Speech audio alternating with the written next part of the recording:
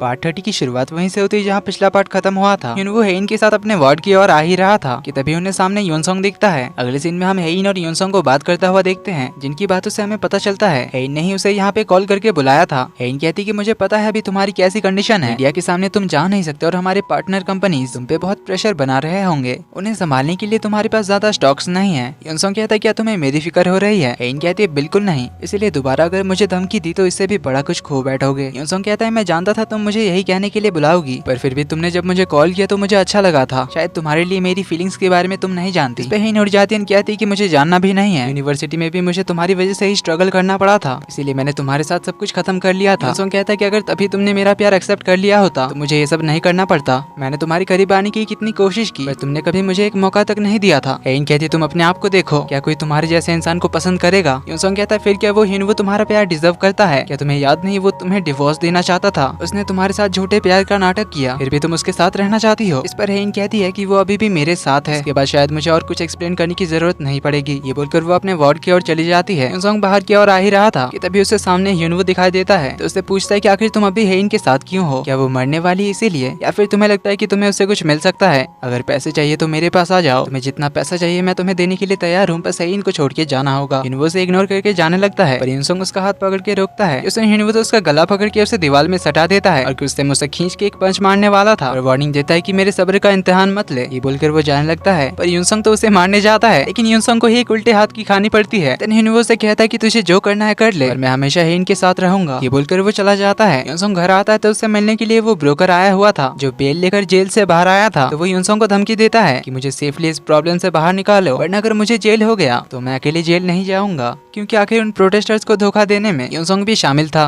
और अगर उसका नाम इस केस में आ गया तो उसकी चेयरमैन की पोजीशन चली जाएगी। इधर युनवो और हेइन साथ मिलकर चेयरमैन के सीक्रेट फंड को ढूंढ रहे थे, क्योंकि युनवो को क्वींस ग्रुप के कुछ पुराने एम्प्लॉइज से जो लोग चेयरमैन के खास लोग थे उनसे इस बारे में पता चला था, क्योंकि वो लोग भी अभी जो कंपनी में चल रहा है उससे खुश नहीं थे। हेइन पूछती पर तुम ये सब क्यों कर रहे हो? युनवो कहता है कंपनी के लिए, क्योंकि मुझे पता है कि तुम अपनी कंपनी से कितना प्यार करती हो। जो सुने हेइन स्माइल करती है। अगले दिन कंपनी में युनवो पे इंटरोगेशन टीम बिठाई जाती है और उस पे आरोप लगाया जाता है कि उसने उनकी कंपनी के वीआईपी कस्टमर्स की लिस्ट राइवल कंपनीज को दी है। ये लोग कुछ जजमेंट सुनाते उससे पहले ही युनवो के 3 लॉयर दोस्त आ जाते हैं जो सभी आज युनवो को डिफेंड करने के लिए आए थे। तो इंटरोगेशन टीम का सबसे पहला आरोप था वीआईपी कस्टमर लिस्ट को राइवल कंपनी में देना, जिसे यांग कुछ ही मिनट्स में प्रूफ कर देता है, क्योंकि इनके नकली रिपोर्ट के हिसाब से जिस दिन कंपनी के वीआईपी कस्टमर्स का लिस्ट युनवो ने राइवल कंपनी को दिया था उससे 4 दिन पहले ही कंपनी ने युनवो के सारे आईडीज को ब्लॉक कर दिया था। तो फिर वो 4 दिन बाद कैसे वीआईपी कस्टमर लिस्ट को एक्सेस कर सकता है? दूसरा आरोप था कि उसने कई सारे कॉन्ट्रैक्ट में पैसा लेकर घोटाला किया है। इस एलिगेशन को भी ये तीनों झूठा प्रूफ कर देते हैं, क्योंकि इस इंटरोगेशन टीम के पास युनवो के साइन किए हुए 27 कॉन्ट्रैक्ट थे। इसमें गड़बड़ हुआ था, पर वो सारे सिग्नेचर्स बिल्कुल डिट्टो थे, जो कभी भी पॉसिबल नहीं हो सकता, जिसका इन्होंने सिग्नेचर स्पेशलिस्ट के पास से प्रूफ भी लाया था। कमेटी वाले इनकी बातों को नहीं मान रहे थे। इस पर यांग कहता है कि ठीक है फिर हम लोग कोर्ट में चलते हैं, वहाँ सब कुछ प्रूफ हो जाएगा, पर ये भी याद रखना कि अगर तुम लोग झूठे पाए गए तो जो ये सारा नकली रिपोर्ट बनाया है उसके लिए जेल जाने के लिए तैयार रहना। तो कमेटी वाले इन लॉयर से पंगा ना लेते हुए युनवो के फेवर में फैसला सुनाते हैं। तो युनवो अपने दोस्तों के साथ बिंदास योनसोंग के सामने से निकल जाता है, लेकिन योनसोंग उस ब्रोकर को कॉल करता है, युनवो को ठिकाने लगाने के लिए कहता है, जिसके बदले में योनसोंग उसे बहुत बड़ी अमाउंट देने वाला था और इस केस से भी बचाने का प्रॉमिस करता है। इधर युनवो अपने दोस्तों के साथ बाहर बैठा था, जहाँ वो अपने दोस्त को कुछ डॉक्यूमेंट्स दिखाता है। इसमें चेयरमैन के सीक्रेट फंड्स के बारे में लिखा हुआ था। इसके जरिए वो अपने एक दोस्त को चेयरमैन के सीक्रेट फंड को ट्रैक करने के लिए कहता है, ताकि योनसोंग से पहले युनवो इन पैसों को ढूंढ ले, जिससे योनसोंग पे प्रेशर बना ही रहेगा। इन पेपर्स को योनसोंग के पास से निकालने में युनवो की मदद की थी हेइन की सेक्रेटरी ने। इधर ग्रेस अभी भी सियोली को मस्का लगाकर उसके साथ ही रहती है। चेयरमैन अपने रूम में रखी चेस्ट टेबल को देखकर थोड़ा घबरा जाते हैं, जो देखकर सियोली बाकी सबको बाहर निकाल देती है और चेयरमैन से पूछने लग जाती है कि तुमने वो सीक्रेट फंड कहाँ छुपा के रखा है। इसकी बातों से हमें ये भी पता चलता है कि चेयरमैन ने सियोली के नाम पे ही एक पेपर कंपनी बनाकर इन पैसों का हवाला किया था। तभी हम एक ड्रोन को देखते हैं जो सियोली और चेयरमैन को रिकॉर्ड कर रहा था, पर सियोली उसे देख लेती तो वो पर्दे बंद कर देती है और फिर हमें पता चलता है कि ये ड्रोन तो डिटेक्टिव कोनान का था, जिसे बोमजा आंटी ने काम पे लगाया था। मिस्टर सॉन्ग का घर युनवो के घर के पास ही था। बोमजा आंटी चलते हुए उनके घर के बाहर आ जाती है। अंदर उन्हें म्यूजिक सुनाई देता है तो वो अंदर देखती है जहाँ मिस्टर सॉन्ग लेटकर बुक पढ़ रहे थे। अब उनकी बॉडी देखकर बोमजा आंटी तो उन पर फिदा हो जाती है, पर मिस्टर सॉन्ग ने बोमजा आंटी को देख लिया था तो वो जल्दी से बाहर आते हैं। बोमजा आंटी को काफी एम्बैरेसिंग लग रहा था, पर वो कहती है, मैं तो बस घूम रही थी तभी मुझे तुम दिख गए। मिस्टर सॉन्ग कहते हैं कि पर तुम तो मुझे छुप कर देख रही थी। तो बोमजा आंटी बात को डाइवर्ट कर देती है। मिस्टर सॉन्ग उन्हें अपने साथ लाए हुए मलबेरीज देते हैं हैं, जिससे बोमजा आंटी तो बड़ी खुश हो जाती है। इधर हम देखते हैं कि हिनवू के फैमिली पर कोई तो छुप कर नजर रख रहा था। हिनवू भी नोटिस करता है कि कोई कार से उससे फॉलो कर रहा है। कुछ ही देर में वो लोग गायब हो जाते हैं। तो हिनवू पहुंचता है पूरे फैमिली मेंबर्स के साथ डिनर पे, जहाँ सभी लोग हेन के लिए बहुत चेयर करते हैं। इवन उसके लिए जो खाना सही रहेगा वो सारा खाना ऑर्डर करवाते हैं। सभी को हेन के एक चीज का ख्याल था। हिनवू की मॉम हेन के WBC रिपोर्ट के बारे में पूछती है, जो अब थोड़ा इम्प्रूव हो चुका था। हेन का ट्रीटमेंट शुरू होने से पहले उसके बॉडी में पर माइक्रोलीटर 4000 से 10,000 तक WBC होना चाहिए। पहले हेन के ब्लड में पर माइक्रोलीटर 1500 WBC थे, जो अब इम्प्रूव होकर 3000 पहुंच गए हैं। जो सुन सभी लोग उसके लिए बहुत खुश होते हैं, क्योंकि अब बस 1000 WBC बढ़ाना है। उसके बाद जर्मनी में हेन का इलाज हो सकता है। हेन की मॉम ने तो उसके लिए पूरा डाइट प्लान बना लिया था कि उसे हेल्दी रहने के लिए क्या सब खाना होगा, पर हिनवू की मॉम इसके साथ मीट वगैरह भी ऐड करती है। तो सभी को इतना ज्यादा केयर करता हुआ देखकर हेन को बहुत ज्यादा अच्छा लगता है और इससे हेन बहुत ज्यादा खुश होती है। हिनवू अपने रूम में बैठकर कुछ काम कर रहा था, तभी हेन उसके पास आती है। क्योंकि वो हेयर ड्रायर नहीं चला पा रही थी, तो हिनवू फिर से उसके बाल सुखाने लग जाता है। उसे कहता है कि अगर तुम चाहो तो मैं तुम्हारे लिए एक नया हेयर ड्रायर लेकर आता हूँ। हेन कहती पर तुम्हें तो इसे चलाना आता है ना, इसीलिए क्यों ना तुम ही मेरी हेल्प कर दिया करो, क्योंकि तुम बहुत अच्छे से हेयर ड्राई करते हो। हिनवू कहता है हाँ थोड़ा अच्छा तो कर रहा हूँ। हेन कहती तो ये अब से फिक्स रहा कि तुम ही मेरे हेयर ड्राई करोगे। हिनवू कहता है ठीक है और बताओ क्या करना है। हेन कहती जब तक तुम इस पुराने हेयर ड्रायर से मेरे बाल सुखाते रहोगे मैं इसी से खुश हूँ,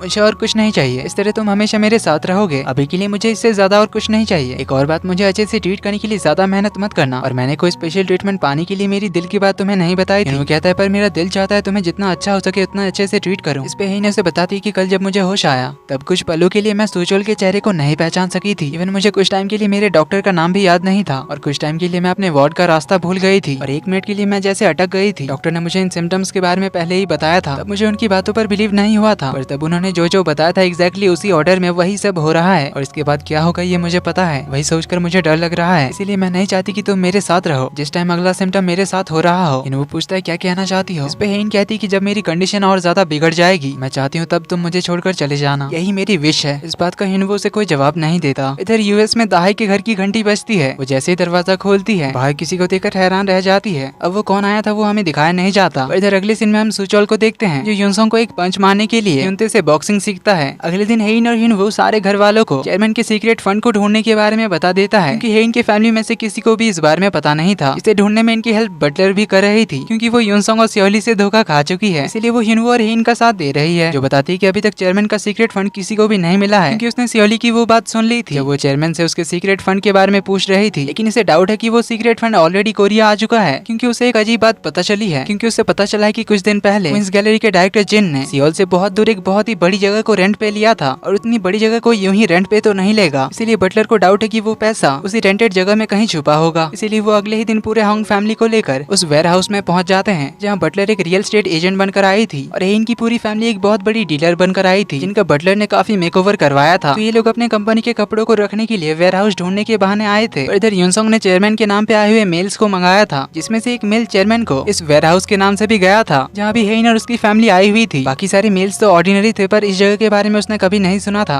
अब बटलर ने यहाँ की सारी इन्फॉर्मेशन हिनवू को दे रखी थी, इसलिए ये लोग यहाँ के वेयर हाउस के लोगों को बिजी रखते हैं। और कुछ देर बाद हिनवू मौका पाकर वेयर हाउस के मेन ऑफिस में घुस आता है। इधर यूनसोंग उस वेयर हाउस के नंबर पे कॉल लगाता है, पर कॉल लगने से पहले हिनवू ने उसका वायर निकाल दिया था। तो हिनवू ने अपने साथ उस टेक शॉप वाले को भी लाया था, जो यहाँ की मेन कंप्यूटर्स का डाटा ट्रांसफर कर रहा था। इधर यूनसोंग को भी उस वेयर हाउस पे डाउट होता है, इसलिए वो यहाँ के लिए निकल जाता है। इन गार्ड्स को चकमा देकर मेन ऑफिस में पहुंच जाती है। तो ये तीनों इधर सारा डेटा ट्रांसफर कर रहे थे, वहीं बटलर और हेन की फैमिली स्टाफ्स को उलझा कर रख रही थी, पर ये लोग पूरा वेयर हाउस देख लेते हैं, इसलिए अभी इनके निकलने का यहाँ से टाइम हो गया था। तो हेन को मैसेज भेजने के बाद ये सभी निकल जाते हैं। कुछ देर में हिनवू, हेन और वो टेक शॉप वाला भी यहाँ से निकल जाते हैं, उन सभी के यहाँ आने का फुटेज मिटाकर। अब ये लोग पीछे के रास्ते से बाहर आ रहे थे, लेकिन बारिश हो जाती है, इसलिए हिनवू एक जगह हेन को रुकने के लिए कहकर कार से छाता लाने के लिए जाता है। तभी हेन को थोड़ा चक्कर सा आता है, और कुछ ही देर में उसके सामने हिनवू आ जाता है। हेन कहती बहुत जल्दी आ गए। देन हिनवू उसे अपने साथ कार में बिठाकर ले जाने लगता है। हेन को चक्कर आ रहे थे, इसीलिए वो कार में ही सो जाती है। पर तभी हिनवू देखता है कि कोई बहुत ही स्पीड से उसके कार को फॉलो कर रहा था। तो हिनवू हेन को जगाता है, उसे अच्छे से बैठने के लिए कहता है। इससे हेन भी पीछे से कार को आता हुआ देख लेती है। हिनवू बहुत ही फास्ट गाड़ी भगाता है, जिस चक्कर में एक जगह इनका एक्सीडेंट भी होने वाला था, और हिनवू गाड़ी संभाल लेता है। लेकिन वो कार वाला फिर भी इनके पीछे ही पड़ा रहता है, और एक जगह वो इनकी कार को ओवरटेक करके इनके सामने आ जाता है, इसलिए हिनवू को कार रोकना पड़ता है।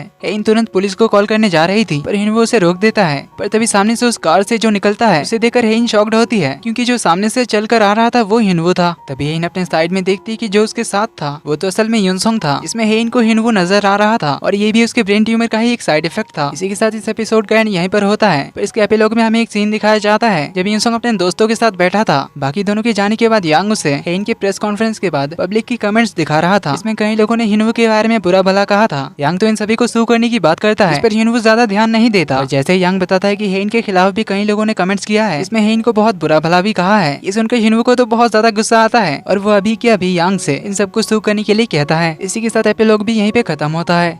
तो वीडियो पसंद आई तो वीडियो को लाइक कर देना, चैनल पर पहली बार आए तो do subscribe and hit the bell icon. जल्दी ही मिलते हैं अगले पार्ट में, तब तक के लिए take care and bye bye.